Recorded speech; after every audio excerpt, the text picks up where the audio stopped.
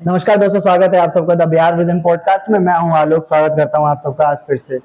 दोस्ती एक ऐसा पहलू होता है जो जिंदगी में हमें बहुत कम समय पे महसूस होता है कि हमारे कुछ ऐसे दोस्त हैं जो हमें सही राह पर ले जा रहे हैं। आज के समय में, कलयुग में, जिस समय दोस्ती एक मजाक और एक जरूरत की चीज बन के रह गई है, उस समय में कुछ ऐसे दोस्त होते हैं जो हमें करियर के बहुत ऊंचाई तक ले जा रहे हैं। ऐसे ही दोस्तों के बारे में बात करने और ऐसी ही दोस्ती और रूम पार्टनर्स के बारे में कुछ चुलबुली बातों के साथ आज हमारे पास एक स्पेशल गेस्ट हैं जो कि मेरे भी बहुत अच्छे मित्र रह चुके हैं और हैं, जिनका नाम है रितेश शर्मा। रितेश जी, स्वागत है आपका। जी थैंक यू। जी रितेश जी, जैसा कि आज हम जो पॉडकास्ट बना रहे हैं उसके अंदर हम बात करेंगे कि रूममेट्स कितने जरूरी होते हैं हमारी लाइफ में।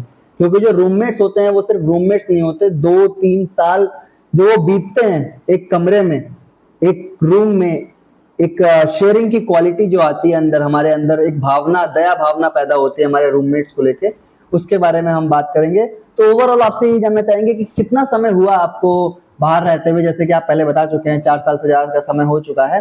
तो ऐसे कौन सी क्वालिटीज हैं जो आपने सीखी हैं अपने दोस्तों से? जी देखिए, अगर जब बात करें हम रूममेट्स की, तो रूममेट्स जो होते हैं एक तरीके का परिवार कह सकते हैं हम उनको। क्योंकि अगर हम अपने घर रहते हैं जहाँ पे हमारी जन्मधरती जो होती है, तो हम वहाँ पे ज़्यादातर क्वालिटी टाइम जो होता है, स्पेंड जो होता है, वो हम अपनों के साथ में ही करते हैं। तो रूममेट बिल्कुल। एक जो होते हैं वो अपने अपनापन जो होता है, अपने दोस्त होते हैं। मतलब तो रूममेट एक ऐसा रिश्ता होता है जो खून का नहीं होता और जो किसी जाति का नहीं होता, किसी धर्म का नहीं होता, हर कोई एक दूसरे का रूममेट होता है। जी, तो रूममेट एक तरीके का हमारा जो होता है वो फैमिली ही होता है। मान के चलते हैं कि फैमिली हो, क्योंकि अगर हमें यहाँ पे कुछ भी होता है या बाई चांस अगर कुछ भी होता है, जैसे तबीयत खराब हो गया या फिर किसी चीज़ की ज़रूरत पड़ती है, तो रूममेट्स ही पहले आगे आते हैं। तो एक तरीके से बोल सकते हैं कि रूममेट्स हमारे फैमिली है। तो रूममेट्स मतलब कैसे सबसे अच्छे केयर टेकर बन जाते हैं हमारे, आपको ऐसा क्यों लगता है? देखिए, रूममेट्स ऐसा होता है ना कि रूममेट अगर जो है हमारे, वो आपको मारेंगे भी, गरियाएंगे भी, हाँ। और जरूरत पड़ने पे, बीमार पड़ने पे खाना भी देंगे। एक माँ की तरह, एक बाप की तरह ख्याल रखते हैं, ठीक है, एक भाई की तरह ख्याल रखते हैं। तो मुझे लगता है ऐसा ना कि रूममेट बहुत जरूरी होते हैं। अगर आप कहीं जा रहे हो तो बाहर, अगर अदरवाइज अपने घर को छोड़ के जा रहे हो, तो रूममेट बहुत ज्यादा जरूरी होते हैं, जी इंपॉर्टेंट। बिल्कुल सही कहा कि अगर कोई आपके जरूरतों का ध्यान रख रहा है तो वो आपके पिताजी हैं, और अगर कोई आपकी फीलिंग्स का ध्यान रख रहा है तो वो आपके परिवारजनक, आपकी माताजी होती हैं। लेकिन अगर दोनों चीजें कोई कर ले रहा है तो वो आपके रूममेट्स होते हैं, करेक्ट? तो ऐसा होता है अक्सर कि रूममेट्स में खाने बनाने को लेके या किसी काम को लेके बहुत भीड़ हो जाती है, कहा सुनी हो जाती है। क्या वो कहा सुनी, क्या वो चुलबुलापन, क्या वो मस्ती मजाक, क्या वो एक दूसरे को कुछ बोल देना हमें जीवन में कहीं ना कहीं मदद करता है? जी बिल्कुल, देखिए, जो रूममेट्स होते हैं ना, हमारी जो क्वालिटी दबी हुई होती है, पर्सनालिटी जो अंदर इंसान की दबी होती है, उनको बाहर निकालते हैं। वो चाहे वो गाली देकर हो या मार कर हो, ठीक है। अक्सर रूममेट्स में झगड़े भी होते हैं, तनाव भी होता है, लेकिन वो तुम्हारी जो, हमारी जो बातें होती है, जो कि हमारे अंदर जो भी छुपी हुई चीजें होती है, वो बाहर निकालने में सहायक होते हैं कहीं ना कहीं। कि जो टीचर नहीं कर पाता है, जो दोस्त नहीं कर पाते हैं, वो रूममेट्स होता है, वो करता है वो आपके साथ। जी हाँ, बिल्कुल सही कहा। एक बहुत अच्छे फिलोसोफर ने ये भी कहा है कि रूममेट्स जो होते हैं वो, और रूम जो होता है हमारा, जहाँ पे हमने एक बैचलर लाइफ गुजारी होती है, वो हमारी लाइफ का एक सेकंड स्कूल होता है, जहाँ से हम वो सब चीजें सीखते हैं जो किसी किसी बुक में नहीं होते, किसी स्किल्स में नहीं होते। ठीक है, तो रितेश जी, आपसे एक सवाल पूछना चाहेंगे कि ऐसे इमोशनल मूवमेंट्स आ जाते हैं जिन फीलिंग्स को हम शेयर नहीं कर सकते, even not with our best friend, girlfriend, not with our family, किसी के साथ शेयर नहीं कर सकते। लेकिन रूममेट्स को पता लग जाता है कि कुछ ना कुछ तो हुआ है, चाहे ऑफिस में हुआ हो, चाहे स्कूल में हुआ हो, चाहे कोचिंग में हुआ हो, और वो आपसे वो बात पूछते हैं, आपसे निकलवा लेते हैं। तो उसके ऊपर क्या टिप्पणी कहना चाहेंगे? जी देखिए, रूममेट जो होता है वो इंसान को सुबह से लेकर शाम तक और रात तक देखता है। तो उसको पता होता है कि चेहरे पे स्माइल कैसी होती है और चेहरे पे उदासी कैसी होती है। तो वो आपके चेहरे के एक्सप्रेशन से भाप लेता है कि इंसान को हुआ क्या है। तो अगर आप उदास बैठे हैं तो आपको बार बार उंगली करेगा, गाली देगा कि बात है क्या, बता दो, ऐसा। बिल्कुल, और आप उनसे कुछ छुपा भी नहीं पाते हैं, आप उनसे ज्यादा समय तक कुछ नहीं छुपा सकते हैं, आपको बताना ही पड़ता है। जी, शेयरिंग करना इसलिए जरूरी हो जाता है क्योंकि वो हमारे साथ आगे टाइम स्पेंड करने वाला है बंदा। अब इन अच्छा। फ्यूचर कहाँ तक जाएगा ये नहीं पता होता। एक बहुत अच्छी बात कही गई है रूममेट दोस्ती के ऊपर कि डिप्रेशन की जो अच्छी दवाई है, एक डिप्रेशन में एक इंसान क्या होता है जो अपना परिवार छोड़ के निकला होता है बाहर, वो अक्सर परेशान रहता है, बहुत सारी रिस्पॉन्सिबिलिटीज होती है। देखिए लड़कों की जिंदगी आसान नहीं होती है, लड़कों की जिंदगी में फैमिली प्रेशर, रिस्पॉन्सिबिलिटीज और बहुत सारी चीजें होती हैं। लेकिन अगर उन सब के ऊपर विन करना है लड़कों को, तो कहीं ना कहीं एक परफेक्ट रूम पार्टनर चाहिए होता है। जरूरी नहीं कि आपका रूम पार्टनर सक्सेसफुल हो। तो कभी कभार अनसक्सेसफुल लोग भी हमें वो लेसन दे जाते हैं जो हमें ज्यादा समझदार लोग नहीं दे पाते हैं। इस बात से आप सहमत करते हैं? जी जी, देखिए बिल्कुल, क्योंकि किसी ने कहा है कि सक्सेसफुल इंसान से ज्यादा लेसन अनसक्सेसफुल इंसान ही देता है, बिल्कुल। क्योंकि उसको पता होता है कि वो कहाँ पिछड़ा हुआ है, कहाँ से उसने उसके अंदर कमजोरी कहाँ से आई है। तो वो आपके अंदर अगर बिल्कुल कमजोरी देखेगा तो वो वहां पे आपको जरूर टोकता है कि हाँ, तुम यहाँ से गिव अप नहीं करना चाहिए, तुम यहाँ से अभी ऊपर जाओगे। अगर यहाँ से आगे बढ़ोगे तो मतलब एक रील वायरल हुई थी मनोज वाजपेयी की, अगर आपने देखी हो तो। मनोज वाजपेयी इसमें कहते हैं कि हम हमार माई हमरा कॉलेज वाले कि बबुआ अगर जौन आदमी जिंदगी में सक्सेसफुल नहीं के भाई ओकरा के तो कबो बुर्बक मत समझिए। जी। तो वो होते हैं रूममेट जो हमें इस तरह की शिक्षा देते हैं। जी। तो रितेश जी, ऐसा सच में कहा जाता है कि रूममेट की जो दोस्ती होती है वो एक रूम तक ही रह जाती है, रूम के बाहर जाते ही रूममेट बदल जाते हैं? बहुत सारे लोगों ने कहा है कि दोस्त बदल जाते हैं, यार बदल जाते हैं। सच में ऐसा होता है कुछ? जी जी बिल्कुल ऐसा होता है, क्योंकि जो लोग कहते हैं ना कि नहीं हम रूम के बाहर भी दोस्त हैं या रूममेट होने के बाद भी कहीं दूसरी जगह जाएंगे तो दोस्त है, तो बिल्कुल ऐसा नहीं होता है। क्योंकि जो इंसान रूम छोड़ता है ना, जैसे ही बाहर निकला साथ से, तो वो अपनी प्रायोरिटी देखने लगता है। ठीक है, आगे चल के क्या होता है कि शादियां होती है, उनकी बाल बच्चे होते हैं, तो पहले वो अपनी देखता है, फिर दोस्तों के देखता है या रूममेट्स की देखता है जो पहले रह चुके हैं। ठीक है, उसके बाद ही दूसरों की बातों की वैल्यू करता है अपने बाद।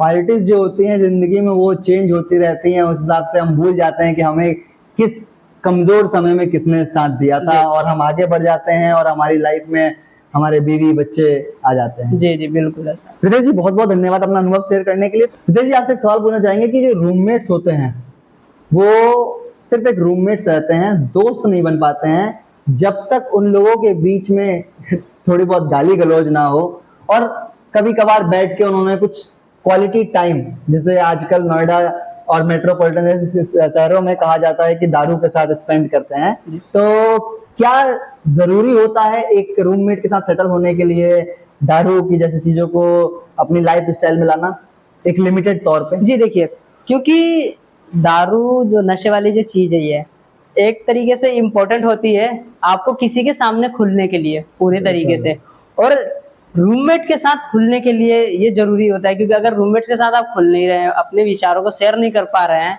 तो फिर एक मन मुटाव आने लगता है उन दोनों के बीच में। तो आप उस टाइम पे रूममेट्स नहीं रह पाते हैं, तो उस टाइम आपसे अनबन होनी शुरू हो जाती है। तो गाली गलौज देते हैं, गाली वाली देते हैं अपने दोस्तों को? जी बिल्कुल देते हैं, हम खुल के गाली देते हैं रूममेट्स को? जी बिल्कुल बिल्कुल देते हैं। मतलब खाना नहीं बनाया तो भी गाली दे दी? देखिए, हमारी बातें जो होती है दोस्तों से या रूममेट से, तो बिना गाली के बात होती नहीं है।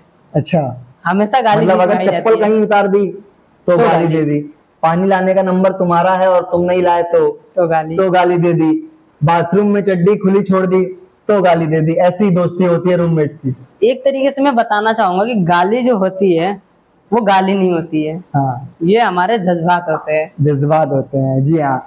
रूममेट्स के साथ अगर आप उनको गाली दे रहे हैं तो आप उनको गाली नहीं दे रहे होते हैं, आप उनके अपने जज्बात बता रहे होते हैं। ये सारे रूममेट्स तक पहुंच जाना चाहिए। तो रितेश जी, आपसे एक सवाल जानना चाहेंगे कि आपके रूममेट्स कितने हैं टोटल? अभी फिलहाल में मैं जहाँ पे रह रहा हूँ वहाँ पे तो करीब मेरे रूममेट्स जो है कुल मिलाकर 10 से 11 हैं। तो अगर आप आठों को एक एक भी गाली देते होंगे तो दिन भर में आप 18-20 गालियां दे देते हैं? नहीं, ओवर लिमिट हो जाती है। ओवर लिमिट हो जाती है, जी। अच्छा रितेश जी, आपसे एक सवाल पूछना चाहेंगे कि इमोशनली जो रूममेट्स होते हैं वो हमें बहुत ज्यादा सपोर्ट करते हैं, ठीक है, और दोस्ती का पैरामीटर ही ये है कि वो आपको सपोर्ट करें, वो आपको एम्पैथाइज करें। तो क्या लड़के लोग जो होते हैं वो सच में एम्पैथी करते हैं कि बस ऐसे ही कह रहे मर रहा है तो ऐसे ही फूका हुआ ऐसे कि छोड़ दो इसे? सच में लड़के ऐसे होते हैं या केयर टेक भी करते हैं? नहीं नहीं, बिल्कुल ऐसी बात नहीं है। क्योंकि लड़के जो होते हैं ना, उनको पता होता है कि मैं किस दौर से गुजर रहा हूँ, तो वो आपकी बातों को समझते हैं, सामने वाले इंसान को समझते हैं कि हाँ वो बंदा भी किसी ना किसी दौर से गुजर रहा है वो समझते हैं। हाँ, लेकिन ये बात होती है कि बिना आपको गाली दिए या बिना आपको डिमोटिवेट किए ना वो आपको कोई सलाह नहीं देते हैं। आपको गरियाएंगे, मारेंगे, लेकिन केयर जरूर करेंगे, ऐसी बात नहीं मतलब होती। अनुभवों का टोकरा लेकर एक लड़का अपने घर से निकलता है और उस अनुभवों के टोकरे को बांटता रहता है और उसके बाद वो अलग अलग 10-12 लड़के तैयार करता है। जी, ऐसे ही। जी हाँ। तो आप जो अनुभवों का टुकड़ा लेके निकले और आपने लोगों को बांटी, तो कभी कभार लोगों ने भी आपको कुछ कहा होगा कि रितेश तुम ऐसे नहीं, ऐसे करो तो तुम ज्यादा बेटर रहोगे, तो आप कहाँ तक बदल गए उस चीज से? जी देखिए, जी ऐसा है कि जब मैं घर से निकला था तो मुझे पता है मैं कितना चुलबुला इंसान था, मेरे दोस्त भी जानते हैं मैं बहुत ज्यादा चुलबुला इंसान था। लेकिन जब जिम्मेदारियां इंसान लेके चलता है, जब जिम्मेदारियां उनके ऊपर आती है तो धीरे धीरे जो होते हैं इंसान जिम्मेदारियों लेके चलना सीख जाता है। वो अपने आप को चेंज करने लगता है, क्योंकि उसको पता होती है कि जो जहाँ जिस लायक वो है उस लायक अगर वो जाएगा तो जिम्मेदारियां कहीं ना कहीं उसकी छूट सकती है पीछे। बिल्कुल बिल्कुल, बताना चाहेंगे कि लड़के, एक 20-22 साल का लड़का जब अपने घर को छोड़ता है तो वो सिर्फ घर नहीं छोड़ता, वो घर का आंगन, घर का प्यार, वो सब छोड़ देता है और वो नहीं जा सकता अपने घर वापस जब तक वो सारी जिम्मेदारियां उसके ऊपर रहती हैं, जैसा कि आपके ऊपर है, इनफैक्ट आपके और रूममेट्स के ऊपर भी होगा। जी जी बिल्कुल। तो कितना तनाव होता है एक रूममेट्स के साथ जब उनके ऊपर भी उतनी परेशानियां हो, आपके ऊपर भी उतनी परेशानियां हो? तनाव को बांट लेते हैं, चल जाता है, पूरा महीना कट जाता है? जी देखिए, हमारे रूममेट्स में ऐसा होता है ना कि अगर जो परेशानियां आपको भी है, नॉर्मली परेशानी अगर हो गई और मुझे भी है, मेरे रूममेट्स को भी है, तो एक सीधा सा फंडा होता है, दारू। दारू। जी, तो उसको लेके हम बैठते हैं, एक दूसरे से शेयर किए और फिर छोड़ो जाए। जी हाँ, मेट्रोपॉलिटन सिटीज में कहने के लिए तो दारू गलत चीज है, बिल्कुल मैं भी इस चीज को प्रमोट नहीं करता, लेकिन बताना चाहेंगे कि वो एक कड़ी है दारू जो इंसान को इंसान से जोड़ती है। आपके अंदर कितने भी राज हो, कितने भी रहस्य हो, आप कितने भी दर्द से भरे हो, अगर आपको किसी के साथ टूटना है, खुलना है, उससे मिलना है तो यू नीड दारू। तो बहुत बहुत धन्यवाद रितेश जी, आपसे बहुत अच्छा लगा मिलके। इनफैक्ट आपसे बहुत सारी अच्छी अच्छी चीजों पे बात करेंगे फ्यूचर में। तो इसी तरह दोस्तों देखते रहिए द बिहार विजन, क्या पता अगला नंबर आपका हो। धन्यवाद।